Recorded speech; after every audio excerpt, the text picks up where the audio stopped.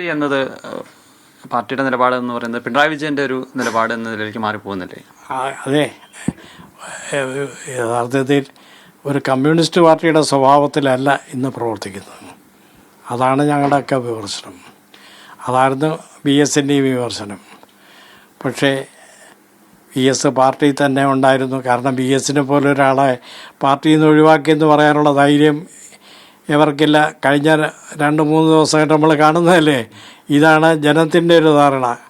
അതുകൊണ്ട് BSനെ പാർട്ടി നിലനിർത്തുകയും BSനെ ഒറ്റപ്പെടുത്തുകയും BSൻ്റെ കൂടെ ഉണ്ടായിരുന്ന ബഹുഭൂരിപക്ഷം ആളുകളും പുറത്താക്കുകയും ചെയ്തു. പിന്നെ BSനെ പിന്താങ്ങുന്ന കുറച്ച് ആളുകൾ ഇപ്പോഴും പാർട്ടിക്കകത്തുണ്ട്, പാർട്ടി നേതൃത്വത്തിലുണ്ട്. പക്ഷേ അവർക്കകം ശബ്ദമില്ല. ശബ്ദിച്ചാൽ അവരും പുറത്തു പോകും.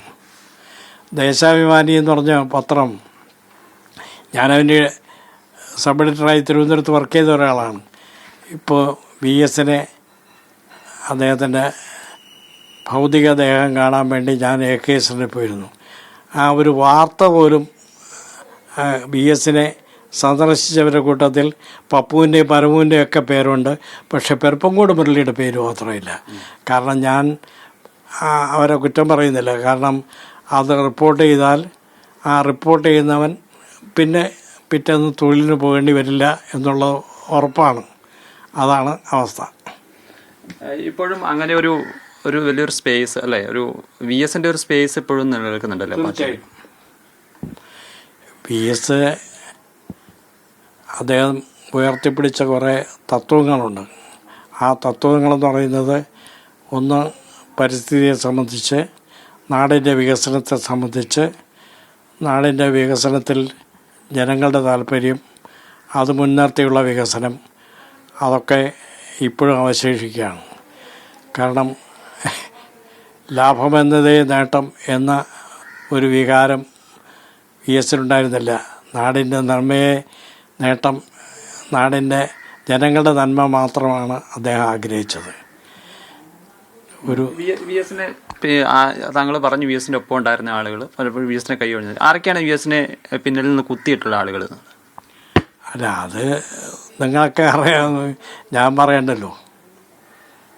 ഈ മാരാരിക്കുളത്തെ തോൽവിയെക്കുറിച്ച് താങ്കൾ പറഞ്ഞു. അന്ന് വിജയിച്ച ആൾ തന്നെ പറഞ്ഞു, ഫ്രാൻസിസ് തന്നെ പറഞ്ഞത് VS ആയിരുന്നു ശരിക്കും ജയിക്കേണ്ടിയിരുന്നത്. BSനെ കാലുവാരി തോൽപ്പിച്ചു എന്നുള്ളൊരു വിമർശനം വരികയും ചെയ്യുന്നുണ്ട്. ഫ്രാൻസിസുമായിട്ട് സംസാരിച്ചപ്പോൾ അദ്ദേഹം എന്താണ് സംസാരിച്ചത്? ശരിക്കും എന്തുകൊണ്ടാണ് BS അവിടെ പരാജയപ്പെടുന്നത്? ആരൊക്കെയാണ് അതിന് പിന്നിൽ പ്രവർത്തിച്ചിട്ടുള്ളത്? ഞാൻ പറഞ്ഞല്ലോ, 2 സെൻട്രൽ കേന്ദ്ര കമ്മിറ്റി അംഗങ്ങളും ഒരു സംസ്ഥാന സമിതി അംഗവും ചേർന്നാണ് അവിടുത്തെ പാർട്ടിയെ ഉപയോഗിച്ചിട്ട് BSനെ തോൽപ്പിച്ചത്. ഫ്രാൻസിസുമായിട്ട് സംസാരിച്ചപ്പോൾ അദ്ദേഹം അതിനെക്കുറിച്ച് അല്ല, അദ്ദേഹം പറഞ്ഞതെന്ന് പറഞ്ഞാൽ ഒരുപാട് കാര്യങ്ങൾ പറഞ്ഞു. പക്ഷേ അദ്ദേഹം ഒരു ഓണസ്റ്റായ മനുഷ്യനാണ്. അദ്ദേഹം പറഞ്ഞു, എന്നോട് പറഞ്ഞപ്പോൾ ഞാൻ പറഞ്ഞതായിട്ട് പറഞ്ഞോളൂ, പക്ഷേ ഈ പറഞ്ഞ കാര്യങ്ങളുടെ വിശദാംശങ്ങളൊന്നും ആരോടും പറയാൻ പാടില്ല. അപ്പോൾ അത് ഞാൻ പാലിക്കണമല്ലോ. കാരണം അദ്ദേഹത്തിനില്ലെങ്കിലും അദ്ദേഹത്തിന് കൊടുത്ത വാക്ക് എനിക്ക് വലുതാണ്. അദ്ദേഹം അത്രയും വിശ്വസിച്ചാണ് എന്നോട് പറഞ്ഞത്. പിന്നെ എല്ലാവർക്കും അറിയാം ആരൊക്കെയാണ് അവിടെ കളിച്ചതെന്ന്. കാരണം ഈ അവസാനം മുഖ്യമന്ത്രിയെ തിരഞ്ഞെടുക്കാൻ കൂടിയ സംസ്ഥാന കമ്മിറ്റിയിൽ പിന്നെ ആരെ മുഖ്യമന്ത്രിയാക്കണമെന്ന് പറഞ്ഞു, സുശീലയെ മുഖ്യമന്ത്രിയാക്കണമെന്ന് പറഞ്ഞ് നിർദ്ദേശിച്ചത്, അവരെ പിന്താങ്ങിയതൊക്കെ ആരാണെന്ന് എല്ലാവർക്കും അറിയാം.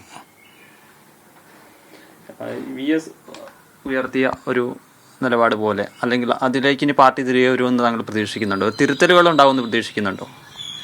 അല്ല, സ്വാഭാവികമാണ്, ചരിത്രമല്ലേ. അപ്പോൾ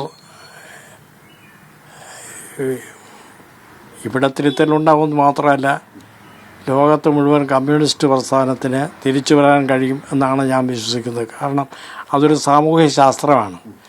കാരണം ആ സാമൂഹ്യ ശാസ്ത്രം പ്രായോഗികമായ ഒരു ഘട്ടം വരും എന്ന് ഞാൻ പ്രതീക്ഷിക്കുന്നു.